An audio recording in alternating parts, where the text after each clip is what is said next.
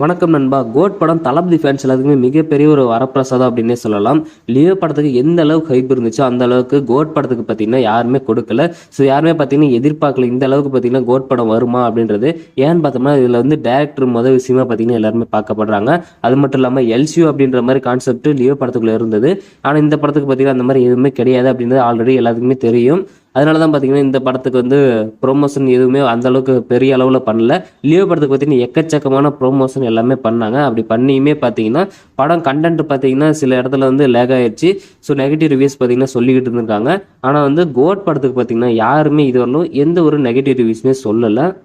தளபதி படங்களே முக்கியமான படங்கள் அந்த ஒரு லிஸ்ட்டில் பார்த்தீங்கன்னா இப்போ கோட் படம் அப்படின்றது இடம் பிடிச்சிருக்கு. கோட் படம் ரிலீஸ் ஆகி வெறும் 13 நாட்களில் பார்த்தீங்கன்னா 413 கோடி வந்து கலெக்ட் பண்ணியிருக்கு அப்படின்ற மாதிரி சொல்லப்படுது. ஸோ இது பார்த்தீங்கன்னா டீம்ஸ்லேருந்து அஃபீஷியலாகவே அனௌன்ஸ்மெண்ட் பண்ணிட்டாங்க.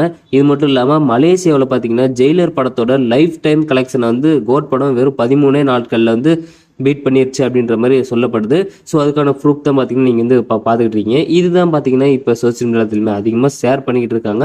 ஸோ இதான் நண்பா விஷயம். இதை பற்றின உங்களோட கருத்துக்களை கமெண்ட் பாக்ஸில் சொல்லுங்கள். அப்புறம் நீங்கள் நம்ம சேனல் சப்ஸ்கிரைப் பண்ணாமல் இருந்தீங்கன்னா மறக்காம இப்போ பெரிய சப்ஸ்கிரைப் பண்ணிக்கோங்க. நம்ம சேனலில் இது மாதிரியான தளபதி பற்றின புதிய புதிய அப்டேட் தொடர்ந்து அப்லோட் பண்ணிக்கிட்டே இருப்போம்.